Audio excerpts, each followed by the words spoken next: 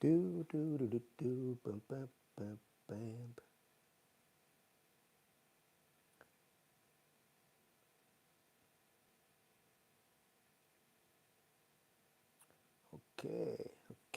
Okay. Just check some levels here. Let's see what we've got.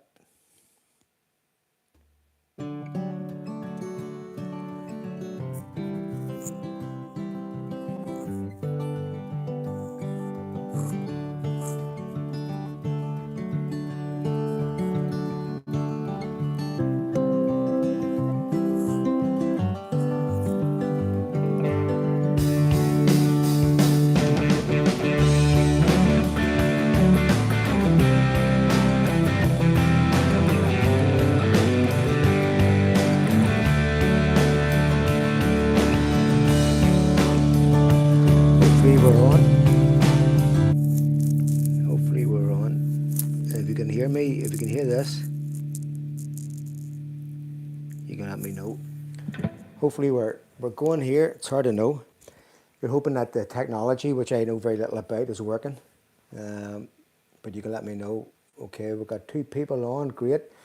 So you can let me know if you can hear me, hear the music, hear the guitar, and all the rest of it. And what we'll do is we'll just play a bit, and hopefully it'll all work. I'll just adjust something else here. Ooh, technical stuff on me. I'm not very good at all this technical stuff. Anyway, let's play. Let's see what happens. We'll play a bit.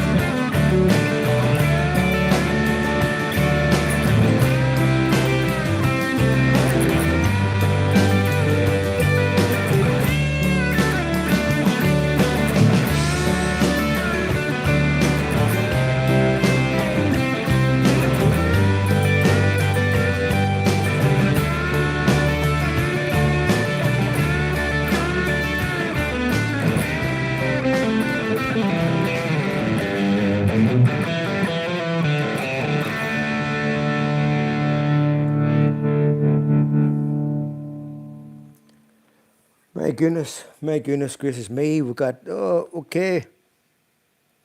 I dare you to use a middle pickup, I certainly do. I enjoy using the middle pickup. I actually probably use the middle pickup more now than I ever did in the past. Hopefully you can hear my voice okay. No problem using the middle pickup, so look out for that later on. Now, that was sort of like a country blues or southern rock style back in there. I've listened to a lot of Skinner, a lot of southern rock growing up. Skinner, Allman Brothers, Molly Hatchet, you know, Dickie Betts, you know, on his solo projects, and Warren Haynes, who I'm a big fan of, all that southern rock stuff. I love all that. So, bit of southern rock. It's hard to beat. Just checking the guitar here. Last time I was on, I was using a T-style, and obviously tonight I'm not. Probably one of my favourite guitars to use is a Strat. Probably because, not all, but most of my favourite guitar players use Strats, or still use Strats. Robin Trower, Rory Gallagher, Eric Clapton, you know, there's quite a few, well, there's more than a few amazing guitar players using Strats. I mean, all our Gibsons and all the rest of it, all our humbucker guitars I do as well, but for me a Strat's basically like an old pair of slippers, just feels comfortable. So if you have any questions, just jot them down and we'll have a look. One of the things I like about using on a Strat is the fact that you can, you know, we can get that the swelling thing going, which we'll be doing later on anyway in another little tune that I plan to do. But I like that, just that ability of being able to, you know,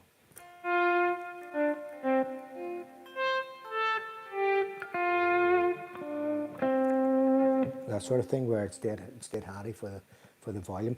You can do it on a Tele as well, but it's just a bit further down, although it still works great. But on a Strat, it's just a bit easier. So anyway,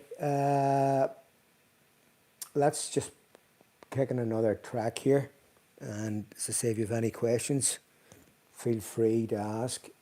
Let's see what we'll do. We'll do a minor blues. Well, let's get this going first, and then I'll talk about it. Well, in fact, let's talk about what I just did first. The southern rock thing. A lot of times, well, it's not always in the key of D, but D is one of those keys that's just really southern rock, key of D, and that typical chord progression of D, C, and G, and it's in so many famous southern rock songs. But for scales and playing over that, basically what's really good is just major pentatonic, you know, just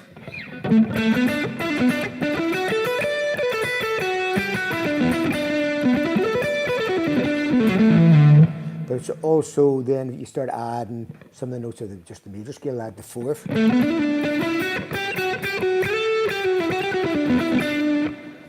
You can add the major seventh, you know, the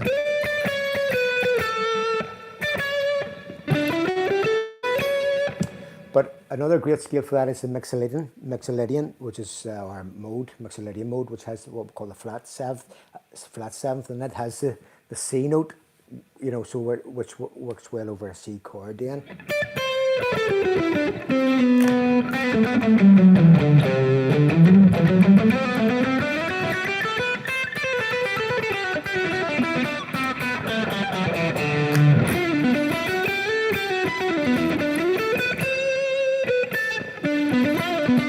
So that's C note. If you add that instead of the C, you know, the C sharp, you get what's called a Mixolydian. And it's just great for that chord progression, D, C, G.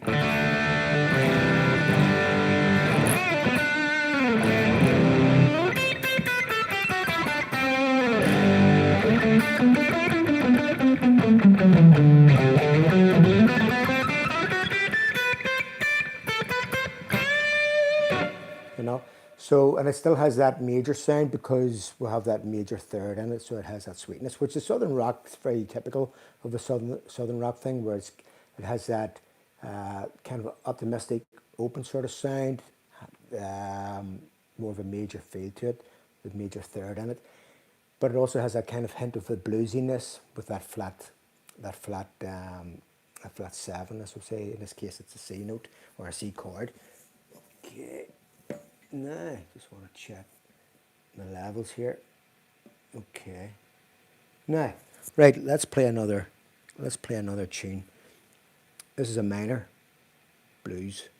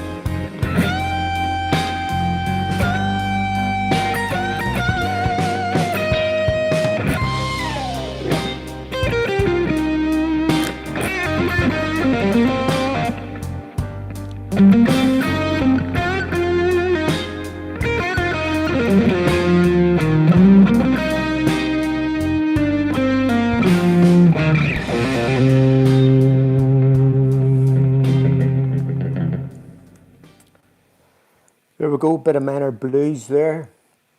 Grew up listening to great blues music, great blues guitar players. Eric Clapton and Peter Green. The Three Kings, Freddie, Albert and BB.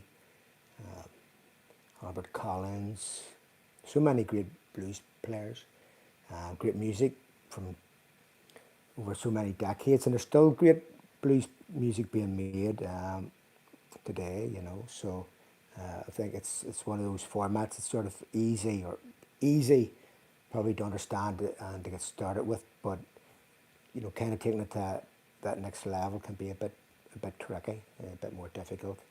Um, but for me, it's kind of like the music I grew up listening to the most. I mean, I've listened to a lot of variety, a lot of variation over the years, a lot of variety. And I've played in many bands, playing lots of different types of music, which I've enjoyed the challenge of. But you know, sort of the roots of my guitar playing growing up, you know, it was the blues that's kind of got me going in the first place. So that's kind of you know, the thing I enjoy going back to. One of my favourite blues players actually is Roy Buchanan. He played well, he played lots of different guitars. He played Les Pauls and everything, but he was known for playing a Telecaster. Um, but you know, to this day, I still love listening to Roy Buchanan, and still marvel at his just what he could do with the guitar. So if you're not aware of him, check him out. Okay. So yeah, so the blues thing's a big part of what I've done over the years. Although, if you've watched any of the videos on my YouTube channel, there's over 1,000 videos. It's just an eclectic mixture.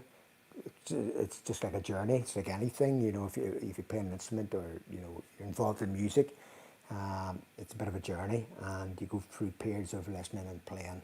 Well, I do anyway.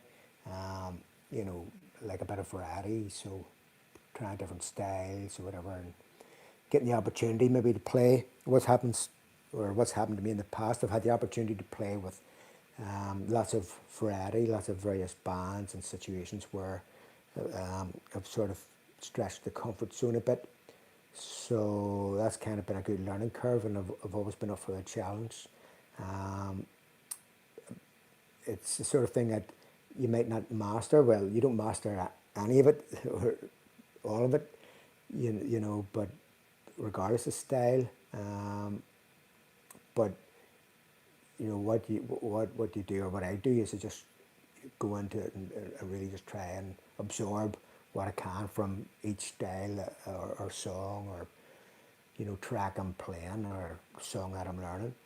Also, with doing lessons online, that's a big thing, because you get a lot of variety in lessons as well. A lot of people asking for strange, well, unfamiliar music to myself maybe, or whatever, and it's given me an opportunity to explore. So you're kind of always pushing yourself out of your comfort zone. But having said that, it's always nice to come back to the blues as well. So, nah,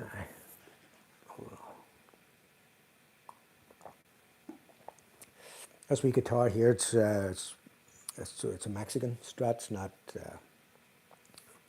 Yeah, well, it's still a lot of money. I mean, it's still around £1,000, which is a lot of money, but it's not, you know, silly money. But it's it sort of does the job. I think the Mexican Strats, well, like any of even the American ones with Fender, you have to sort of go through them until you find, you know, a good one, and also get it set up as well. I'm not too bad. I can do my own setups now, the truss rod work and all that sort of thing, intonation. But that's a that's a big part of any guitar, and it doesn't matter if the guitar's, you know, £300 or £3,000. Chances are, you know, it could still, you know, be improved by a good professional setup. I mean, there are some guitars that just play straight out of the box amazingly well, but this guitar, when I tried it in the shop, it wasn't playing well at all, and I've been laying in the shop for quite a while, and but I knew the potential in it, because I realised it just needed a good setup. So I think that's if you're in the market or looking at a guitar, it's a good thing to do. You know, bear that in mind. Can the guitar be worked on? Because maybe for an extra 30 or 50 pound or dollars or whatever currency or euro, whatever you're using, you can take it to somebody and you don't get the guitar actually set up really well, and that makes a big difference to the instrument. This guitar now is completely different to the guitar I bought on the day. And I haven't changed any of the pickups or hardware or anything. It's just about, you know, getting it set up to a place where it felt really comfortable. Anyway, okay, so what we'll do is one of the things I like to do when I'm playing is, or practicing, not necessarily new songs. When I'm practicing, I like to just take a drum beat. I'm going to show you now, and just jam out to it. If you have to learn new songs for a band project or whatever, you have to learn new songs. I'm just going to check the tune on this guitar before I go any further. If you're in a situation where you're obviously committed to learning songs for a band, then you know you have to do that. But if you're just generally practicing, one of the ways I like to practice is not to a backing track, although there's so many amazing backing tracks on YouTube, and all these tracks that I've used tonight are all on YouTube. YouTube's fantastic for that, just to, you know, type in a key or a style and you're able to get stuff from there. So it's been, you know, it's been great for myself, and I'm sure for many other guitar players. But one of the things I like to do is just to jam out to a drum beat, because when you're doing that, then there's no limits. There's no kind of set, you know, chord changes. And if you're jamming out, there's no, you know, you're not confined by chord changes and playing certain notes at certain times. So it allows you to explore, and it just gives you a bit more freedom. I think for me, it's a fun way just to work at stuff and maybe kind of come up with new things as well. So and some of the drum machines that you can purchase on little app, you know, apps for your phone or whatever, they're only a couple of quid. They're amazing. Or even go online, just, you know, drum tracks on YouTube, and then just jam out, because it allows you to try things in different keys. So what I'm going to do is I'm going to just put on a drum beat now and show you the sort of things I would do. And I would noodle maybe some between some chords and, you know, some notes, and maybe I'll change to a different key midway. And it's just about that freedom of being able just to play, you know, play around. But what the drum beat does, it just really helps you to, you know, lock in with your timing. Anyway, let's have a go at this. Let's see if we can get a drum beat. Here's one. Okay, so.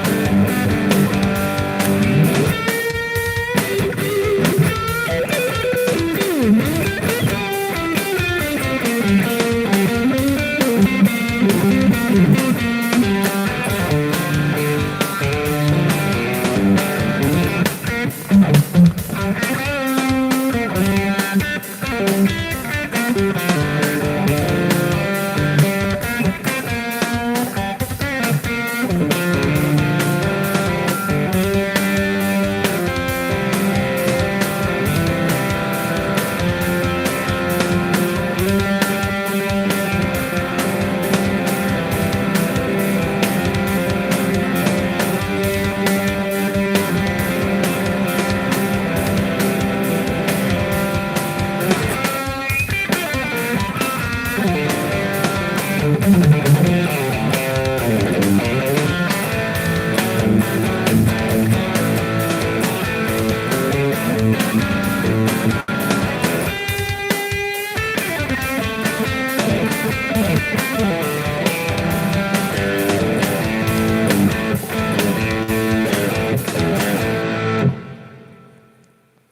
sort of thing, where you're just noodling. Basically, you're just playing around the fretboard, and it just because there's no chords, the structure. You're not tied to anything other than the rhythm, and that's the most important thing, because it allows you to explore maybe little concepts in your playing.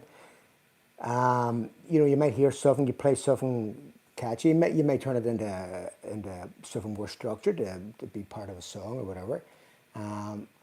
But it's just that kind of noodling around. But the thing there is just about the timing, and having a drum beat. It just helps keep you sort of centered for your timing, and it also means then when you're playing with other musicians, you have that down already. You're able to just play in time with the other musicians, which is a pretty obvious thing, but it's actually can be quite daunting if you don't have a lot of experience of playing with other musicians. So, or just being able to nail things when you go, if you're recording in a studio. It's a prize, and just that being that bit out or whatever. It doesn't seem like much maybe in a live situation, but when you're recording, it can make a big difference. So just playing along with that drum machine or a drum beat, I think it's just great fun as well. And as I say, gives you a chance to explore and try things. So okay. So that's what time have we got anyway? Let's see. All right. Well, what I'll do is, if you're watching this in the repeat, because a lot of times people do tend to watch these in the repeats. I know I tend to watch a lot of the live ones. Not live. I tend to watch them on a repeat. If you're watching this on the repeat, feel free to put down any questions or your comments then, and over the next day or so, we'll take a look at them as well. Also, if you're interested in guitar lessons online, I'm still doing that, or very much doing that. That's via Zoom or Skype or whatever. You can contact me at royfultonmusic@hotmail.co.uk. That's the email, royfultonmusic@hotmail.co.uk, and we can get stuff organised. Probably other than that, there's not much more really to talk about, I don't think, this evening. I'll be doing another one tomorrow, which will be completely different to tonight. I'm not too sure in the time yet, but I'll be advertising that. But before I finish, I want to just get back to the using the volume control. Talk about that, for that kind of volume swells. A lot of guitar players nowadays use a pedal for it, because it is a lot is it easier? It's a lot more, it's easier to control, in the sense that you're not having to worry about this here. So maybe freeze it up. Maybe it's not. I haven't tried it, but imagine when you're, when you're using a volume pedal, you can concentrate this hand just more on playing. But having said that, it's like old school, just using the volume control. There's two things to watch out for if you are doing that. Or a couple of things. One, you want to make sure that the actual volume pot on the guitar is a kind of has a nice even raising volume to it. That it's not, because some guitars, all the volume seems to be at between like 7 and 8, and then when you turn it down after that, there's nearly nothing. So it's like, it's sort of like the graph sort of goes like this on it, whereas you want a nice like 45-degree angle for your volume, if that makes sense. I know what I'm talking about. I don't know if you understand what I mean by it, but you just want that sweep to be a nice gradual sweep. Some guitars have it, some guitars don't have it.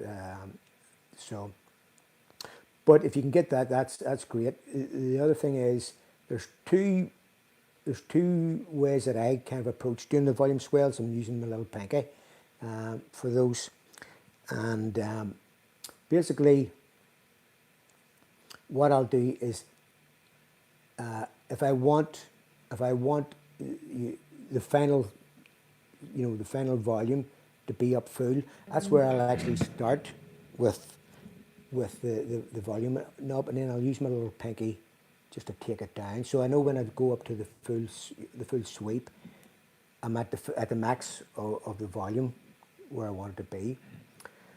So I do that. Sometimes I sort of then do the thing where maybe I don't want, when I sweep the volume, I don't want it to be up full. So what I'll do is I'll take the volume right off and have the pinky on, and then when I bring it up, sort of bring it up like 3/4 or half of the way, just over half. So it really depends on the effect that you wanna create with your swells.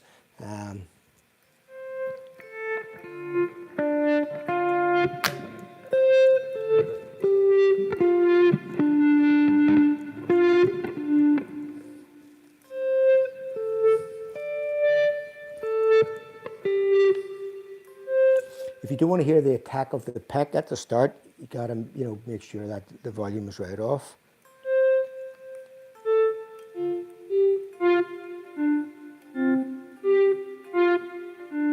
So you're just getting that note, just swelling.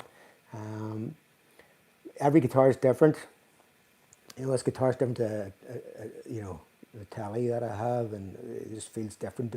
The volume's different on it. You just have to work with whatever guitar you've got to get that.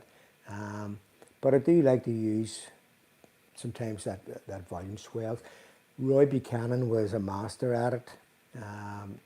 Absolutely incredible, as is David Gilmour, which brings me to my last track. What I'm going to do is, if I can just, this is a bit noisier, this sound, but I'm going to finish off with this sort of Pink Floyd style track anyway. We'll get a bit of a volume swell going.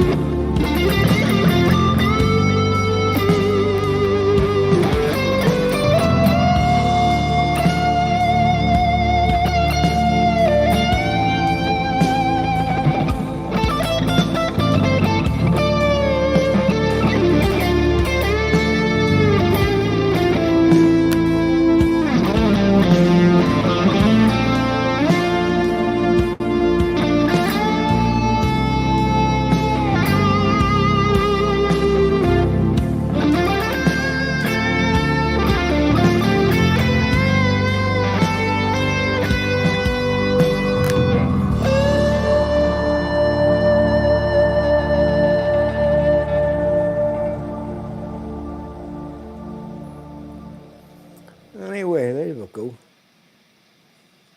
A wee bit of Pink Floyd, David Gilmour style type, not necessarily.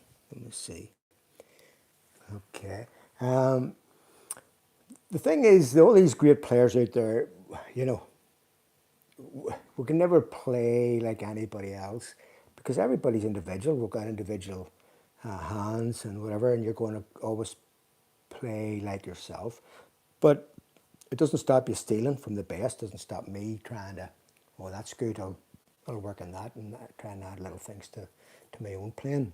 And then, you know, when you're out gigging, it's like you're just putting all this stuff together. You know, you've taken a bit from that, and you jumble it all up, and you sort of end up sounding like yourself, as opposed to just trying to copy one particular guitarist. Well, anyway, that's what I like to do. I like to just take from whatever I hear is good and add it to my own playing. Anyway,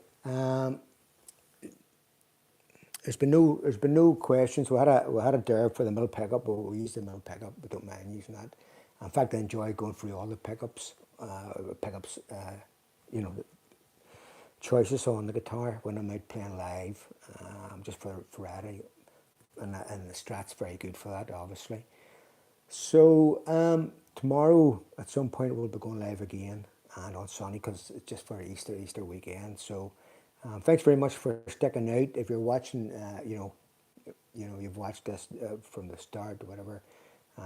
Thank you. If you're watching it on the replay, thank you. Give us a thumbs up, give us a like, give us a subscribe and all that sort of nonsense, you know. And enjoy the Easter weekend, and don't eat too much chocolate. Okay. Take care. All the best. Cheers.